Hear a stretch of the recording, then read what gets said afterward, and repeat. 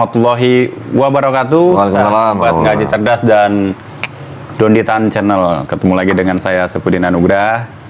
Sekarang Siapa? Nama siapa? Sepudin Anugrah. Baru tahu ya? Oh, pelan-pelan sih lu ngomong. Takut ada yang nyari saya kok. Taunya Asep aja juga.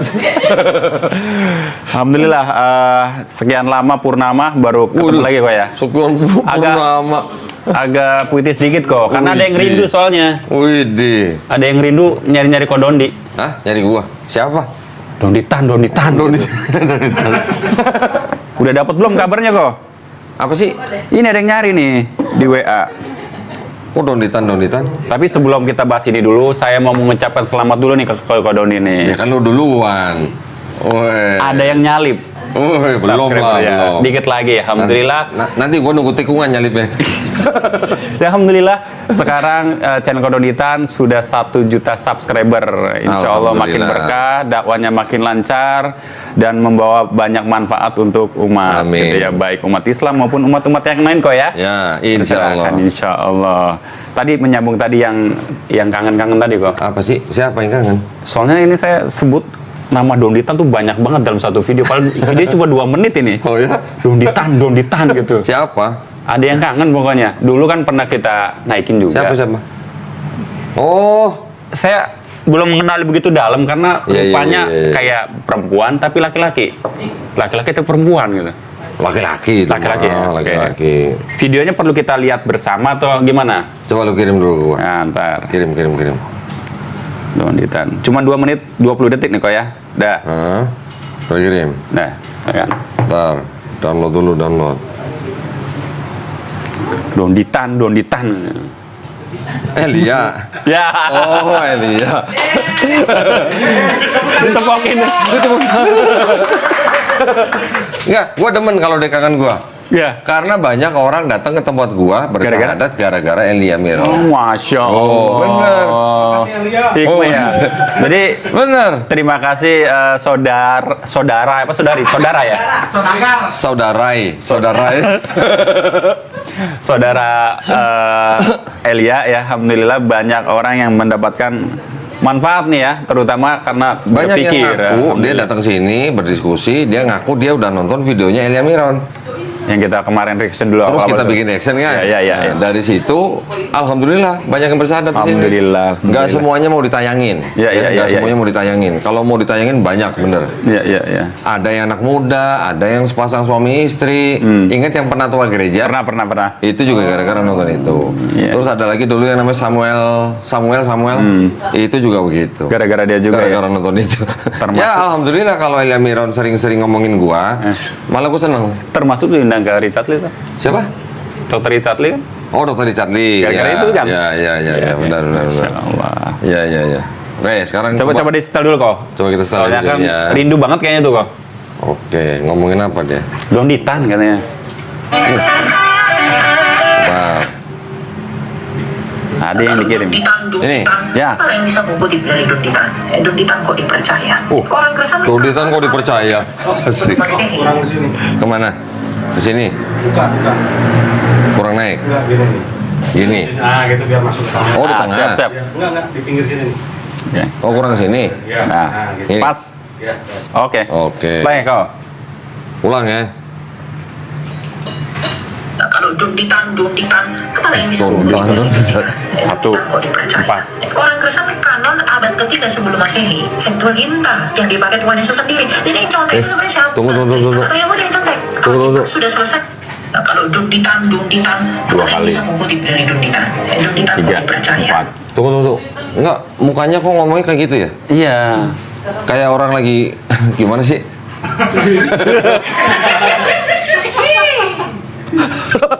Enggak kok. Enggak, emang gayanya aja begitu iya. gayanya ya. Enggak boleh diejek Kita ya. kan nggak ngetahuin orangnya tapi karena Iya, iya. ekspresinya. Oke. Enggak, gue cuman ketawa ekspresinya Iya, gitu iya, ya, bukan iya. ngeledek orangnya. Orang Kristen kanon abad ketiga sebelum Masehi, Orang Kristen kanon abad ketiga sebelum Masehi. Emang udah ada Kristen sebelum Masehi? Nah, ini ngawur ya. Abad ketiga Kristen udah punya kanon sebelum Masehi ya. Sebelum Masehi abad ketiga. Emang Kristen tuh kapan mulainya? Kristen itu baru ada ketika Paulus dan Barnabas dan pengikut-pengikutnya tinggal di Antioquia selama setahun baru disebut Kristen. Iya. Sebelum itu nggak ada orang disebut Kristen. Wah, ya oke, kita Coba terusin dulu ya. terusin dulu. Beginta yang dipakai Tuhan Yesus sendiri. Septuaginta Kristen.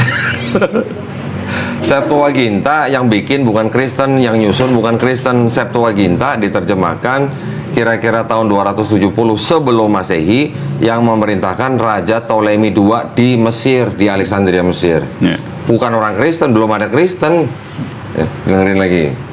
Jadi yang contek itu sebenarnya siapa? Kristen atau Yahudi yang contek? Nah, Kristen atau Yahudi yang contek? Septuaginta itu dari mana? Septuaginta itu dari kitab yang disusun oleh orang Yahudi di tahun 450 sebelum Masehi.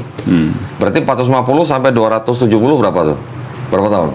450, 200 tahun. Ya kira-kira 180 tahun. 180. Sebelum diterjemahkan ke Septuaginta sudah ada kitab yang namanya Tanakh. Nih, gua ngomongnya sengaja gini, gua tegesin nih. Tanakh. Bukan tanah ya, Tanakh. Nah, T-A-N-A-C-H. Apa itu? Torah, Nevi'im, Ketuvim. Punya siapa? Emang punya Kristen? Bukan. Punya Yahudi. Yahudi loh ya. Ya. Kristen belum ada. Belum ada yang namanya Kristen nyusun Septuaginta, apalagi nyusun Tanakh. Terusin nih. ya. Kitab sudah selesai di akhir abad ketiga di Kartago, di dalam Alkitab sudah selesai di abad ketiga di Kartago. Kartago Mesir, Mesir. Di Afrika Utara kan maksudnya kan? Bukan di abad ketiga, abad keempat, akhir abad keempat, tahun 397 Masehi. Joni. Elia. Oh Elia. Elia. Oh, sorry, lupa gua pikir Joni. Nanti dikomplain lagi. Oh iya, kita lanjutin ya. ya ada perjanjian lama bahasa Yunani diterjemahkan oleh Hieronymus Santo Jerome ke dalam Latin itu lafaz. Itu Vulgata abad keempat, Elia. Oh, benar ya, bukan Joni ya. Ya. Itu di akhir abad ketiga. 600 Tuh. tahun setelahnya baru Yahudi Akhir abad ketiga. Ya, mengenal terus. kitab suci mereka. Codex Aleppo dan Leningrad dalam konsili Yamnia itu 66 kitab itu. Lalu yang contoh ini sebenarnya siapa? Kristen kah Yahudi? Nah itulah ya. Jadi kalau mereka bilang Kristen tentu mencontek-contek Alkitabnya orang Yahudi. Ketika Alkitab kami dikanonkan di abad ketiga, ada nggak orang Yahudi yang marah? Nggak ada, karena murid-murid Yesus yang pakai Septuaginta itu juga orang Yahudi. Murid Yesus, orang Yahudi pakai Septuaginta. Terus Yesus juga baca Septuaginta gitu. Ada nggak rabi Yahudi di dalam bait suci yang kedua nih, kan lagi bicara masa bait suci kedua nih. Yeah. Ketika Yesus hidup tuh masih ada bait suci yang kedua. Ada nggak rabi Yahudi baca kitab Septuaginta dalam bait suci? Ya nggak ada. Namanya rabi Yahudi pasti bacanya gulungan-gulungan Taurat. Bahasa Ibrani. Mana ada bahasa Yunani, siapa lagi Septuaginta. Rasul Paulus itu orang Yahudi, tapi dia kutip perjanjian lama untuk menginjili. Apakah ada yang marah? Apakah ada yang marah? Ada yang marah. Loh, sekarang kitabnya orang Kristen baru selesai itu di 397 Masehi, ya, yang tadi dibilang di Kartago. Itu Kristen yang sudah istilahnya sudah berkembang. Kenapa berkembang? Karena sudah digandeng ke Kekaisaran Romawi. Ya. Sekarang kalau Kristen sudah digandeng sama Kekaisaran Romawi, Yahudi yang jumlahnya kecil, gimana ngalah. marahnya? Nggak bisa. Lah gimana marahnya? Kristennya udah di belakangnya Kristen udah ada Romawi. Emang ada yang marah? Joni. Joni. Elia namanya, Mas Elia. Apa Elia Joni namanya? Bukan. Ya dengerin lagi. Kan tidak ada gitu. Oh, kan tidak ada. Tidak punya kitab. Yang memelihara Septuaginta itu orang Kristen. Orang Kristen loh. Yang memelihara Septuaginta orang Kristen. Nah, gini. Awal mula Septuaginta diterjemahkan itu kan 2 kali. Pertama kali dari tahun 270 sebelum Masehi. Pertama kali yang menerjemahkan adalah 72 rabi-rabi dari Yerusalem dibawa ke Alexandria. Yeah. 72. Karena buat dibuletin mungkin jadi orang sebutnya 70, makanya disingkat jadi LXX. Yeah. Oke. Diterjemahkan ke dalam bahasa Yunani hanya yang 5 kitab Musa, Torah, Pentateuch, Kejadian, Keluaran, Imamat, Bilangan, Ulangan. Cuman 5 itu dulu. Ya, itu kira-kira sudah berlangsung berapa tahun. Baru kemudian yang Nevi'im dan Ketuvim diterjemahkan oleh orang-orang Yahudi juga, tapi bukan yang 72 rabi-rabi itu. Ya, ini tahap kedua. Itu adalah yang menerjemahkan orang-orang Yahudi yang berada di Alexandria, selesainya tahun 132 sebelum Masehi. Ya, 132 sebelum Masehi udah ada Kristendom? Belum. Jadi Septuaginta diterjemahkan ke bahasa Yunani juga bukan nama orang Kristen. Ya. Terus kalau dibilang Kristen yang memelihara Septuaginta, memeliharanya itu begini. Septuaginta yang sudah selesai di tahun 132 sebelum Masehi itu terus beredar. Ya. Terus beredar dan banyak versi, nggak cuma satu, banyak versi. Makanya penulis-penulis di dalam Perjanjian Baru yang ditulis dari mulai pertengahan abad pertama sampai pertengahan abad kedua, ini hampir semua penulis Perjanjian Baru mengutip dari Septuaginta. Mengutip. Total dari Matius sampai Wahyu, total yang dikutip dari Septuaginta itu ada kira-kira 937 ayat, hampir 1000 ayat. Jadi kalau hampir 1000 ayat, penulis Perjanjian Baru ngutip dari Septuaginta, itu berarti penulis Perjanjian Baru terinspirasi sama Roh Kudus atau terinspirasi sama Septuaginta. Hah? Hampir 1000 ayat loh ya.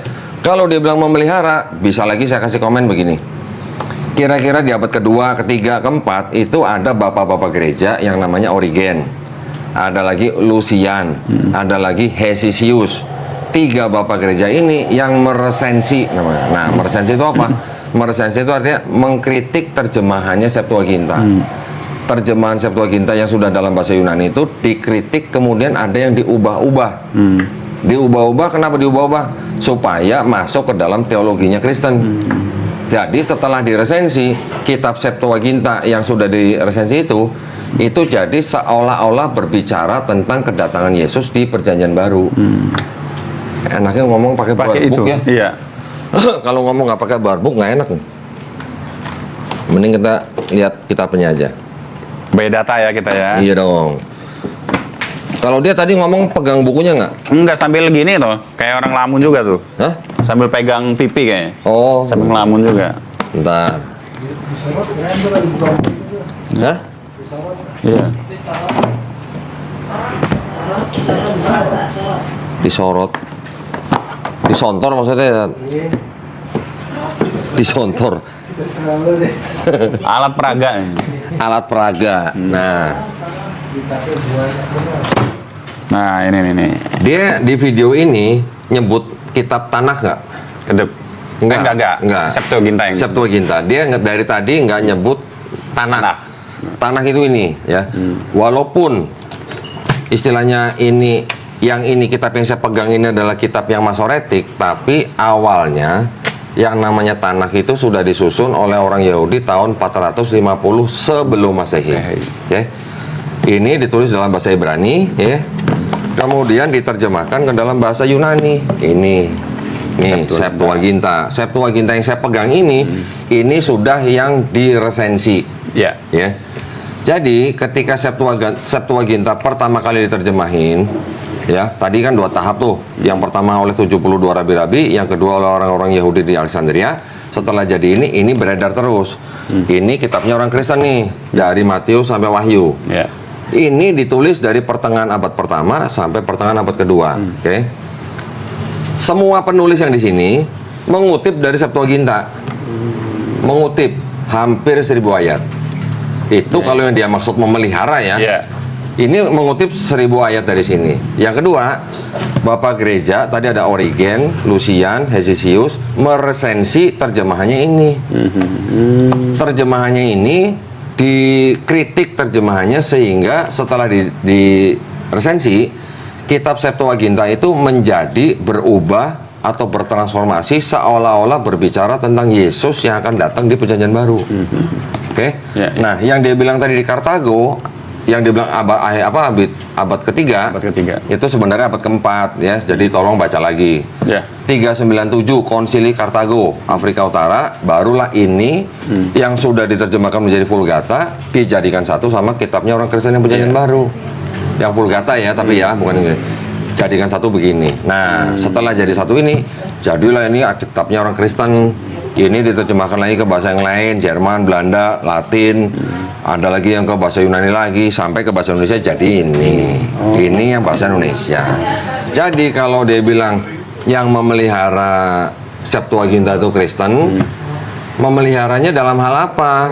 Ada dua hal. Pertama, penulis Perjanjian Baru mengutip hampir 1000 ayat dari Septuaginta. Oke. Kedua, bapak-bapak gereja Origen, Lucian, Hezesius meresensi terjemahannya Septuaginta. Mungkin itu yang dimaksud memelihara. Tapi kenapa dia tidak menyebut-nyebut tanah? Nah, Septuaginta itu asalnya dari sini. Ini tanah.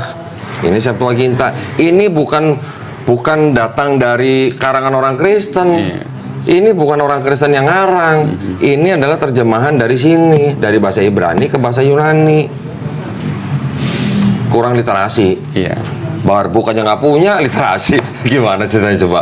Dia nggak punya barbuknya, gimana dia ngomong kurang literasi? Bukan punya orang Yahudi, tapi ngambil dari sini. Nah itu. Nah sekarang kalau dibilang siapa yang nyontek, Kristen nyontek atau Yahudi nyontek? Lah bagaimana ke Yahudi yang nyontek, orang kitabnya dari kitab sini, Yahudi gitu. Iya. Ya, Kebalik ya. Orang Yahudi nggak mau pakai Septuaginta karena mereka betul, orang Yahudi memang nggak mau pakai Septuaginta. Orang Yahudi pasti maunya pakai ini. Tanah. Kenapa orang Yahudi nggak mau pakai ini? Karena setelah diresensi, ini seolah-olah berbicara tentang Yesus. Padahal orang Yahudi kalau ditanya, ada nggak nih ngomongin Yesus? Nol. Di sini. Di situ. Ya, terusin. takut. Yesus Kristus, nubuatan Yesus di Septuaginta itu terlalu terang benderang. Tuh, terlalu terang benderang karena diresensi, Joni. Elia. Oh Elia. Elia. Sorry. Makanya orang Yahudi nggak mau pakai Septuaginta, diciptakanlah naskah Masoret. Nah, ya tadi. Diciptakanlah kitab Masoret. Masoret di abad ke-10. Bukan orang Yahudi menciptakan, tetapi itu adalah memang dari orang-orang Yahudi suku Masoret yang menulis ulang Ini. dari tanah yang tadinya nggak ada harokatnya, harokat lagi, nikut, ya, tanda baca. Yang tadinya nggak ada tanda baca, jadi dikasih tanda baca supaya orang di luar Yahudi bisa baca. Jadi Masoret itu bukan aslinya kitab orang Yahudi. Kitabnya orang Yahudi aslinya adalah tanah yang dia tidak sebutin dari awal. Oke? Nah itu yang di abad ke-10 tadi, padahal yang lebih tua itu Septuaginta. Betul nih, anggap aja nih Masoret ya. Ini Septuaginta. Ini abad 10. Ini abad ketiga sebelum Masehi. Ini abad 10 Masehi, 3 sebelum Masehi. Lah ini abad ke-5 sebelum Masehi. Lebih awal lagi. Lebih awal ini. Yang ini kenapa nggak disebutin? Iya. Berarti kalau begitu, setelah ini dirubah-rubah terjemahannya, kemudian menjadi bagian dari kitabnya Kristen. Berarti kalau begini, Kristen yang nyontek Yahudi atau Yahudi yang nyontek Kristen? Ya, Kristen nanti. Beres. Ada lagi yang lebih pintar. Iya. Siapa? Siapa? Nih. Ada yang lebih pintar. Ini apa nih? Siapa nih? Mormon. Ya, Kristen sudah menggabungkan kitabnya Perjanjian Baru dengan Perjanjian Lama yang berasal dari kitabnya orang Yahudi. Oke, udah jadi satu. Mormon lebih pintar lagi. Dia bikin kitab sendiri, bikin baru. Yang ini ditempel lagi di belakangnya. Jadi Super Bible nih namanya. Triple. Jadi makanya orang Yahudi, di kalangan orang Yahudi ada jokes, ya, ada candaan. Kenapa Tuhan menciptakan Mormon? Kenapa? Kenapa? Jawabannya. Supaya orang Kristen tahu perasaannya orang Yahudi, gitu. Ya, kita lanjut. 300 tahun sebelum Yesus datang ke dunia, Septuaginta itu udah selesai di Alexandria. Selesai katanya. 300 tahun sebelum Yesus turun ke dunia, Septuaginta sudah selesai. Selesainya 132 sebelum Masehi. Joni lagi. 300 tahun sebelum Yesus itu baru dimulai diterjemahkan. Selesainya 132 sebelum Masehi. Ya. Nah, waktu itu Yunani itu adalah bahasa lingua franca. Terus? Dunditan. Mana yang bisa mengikuti? Dunditan. Cuma ngomong ini digabungkan ini, lalu Septuaginta diciptakan. Dia tidak tahu kapan fase penerjemahan Septuaginta. Dia sebutin nggak fase-fasenya? Gua tadi sebutin 2 kali fasenya. Ya, 72 rabi-rabi hanya 5 kitab Musa, selebihnya Nefim dan Ketuvim oleh orang-orang Yahudi di Alexandria. 2 fase. Dari 270 sebelum Masehi, selesainya 132 sebelum Masehi. Oke? sampai rampung. Lalu yang dipakai Tuhan Yesus itu naskah apa? Masoret aja abad ke-10. Kok dipakai Yesus Masoret abad 10 Masehi. Yesus abad pertama Masehi udah nggak ada. Yang dipakai Tuhan Yesus itu adalah Septuaginta yang dipakai Yesus Septuaginta. Ketawain dah. Ada ketawa dong. Ada ketawa. Tadi dulu minum dulu. Kering ketawa dulu dari tadi. Jadi ku bolak-balik ya. Sekarang gini deh. Gampangnya. Yesus orang Yahudi tadi kan? Ya. Bener, itu nggak salah. Murid-murid Yesus orang Yahudi, bener. Mereka kira-kira ngomong bahasa apa? Aramaik. Aramaik itu adalah bahasa di Palestina bagian utara. Ngomong bahasa Ibrani nggak? Iya pasti ngomong bahasa Ibrani. Kenapa? Karena di dalam ibadahnya orang Yahudi pasti pakai bahasa Ibrani. Emang ada ibadahnya orang Yahudi di dalam bait suci pakai bahasa Yunani? Coba cariin literasinya. Yesus baca Septuaginta dalam bait suci. Ya nggak ada. Gitu. Donditan kok dipercaya. Di bahasa Yunani. Makanya Tuhan Yesus berkata satu iota pun tidak akan dibinasakan, ditiadakan. Iota itu bukan bahasa Ibrani, iota itu bahasa Yunani. Betul, Joni. Iota memang bahasa Yunani. Nah, sekarang perjanjian baru bahasa apa? Kalau ada disebut iota, itu kan karena yang menulis dalam bahasa Yunani. Ya, jadi apakah pasti Yesus menyebutkan iota? Ya enggak. Kan yang nulis gospel ini kan orang Yunani, orang yang berbahasa Yunani. Dia menulis dalam bahasa Yunani, ya otomatis dia nulisnya iota. Ya. Tapi nanti ada satu poin ya, coba ya. Kalau dia pakai bahasa Ibrani waktu itu harusnya dia pakai iot. Kenapa dia pakai iota? Karena pakai bahasa Yunani. Nah, yang pakai bahasa Yunani bukan Yesusnya, yang nulis gospel. Yunani itu ya Septuaginta, sinagoga. Itu bahasa apa? Itu bukan bahasa Ibrani, itu bahasa Yunani. Bener, sinagoga memang bahasa Yunani. Lalu Terus? kita dibilang curi. Kenapa yang curi? Karena kurangnya literasi. Kurangnya literasi. Begitu saja. Ya, dan ditanya dia cuma akan puluh saja. Puluh saja. Puluh. Masih gimana sih itu? Polo saja. Tanpa mengerti, Donditan kok dipercaya. Donditan kok dipercaya. Oke, gini.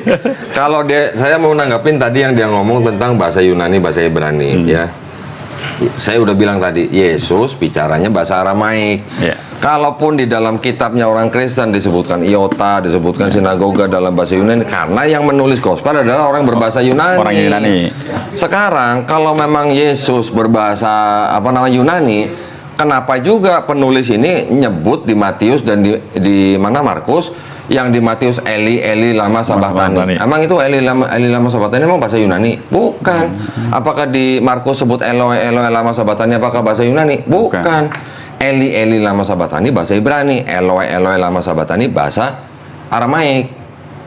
Apakah Yesus yang ngomong bahasa Yunani?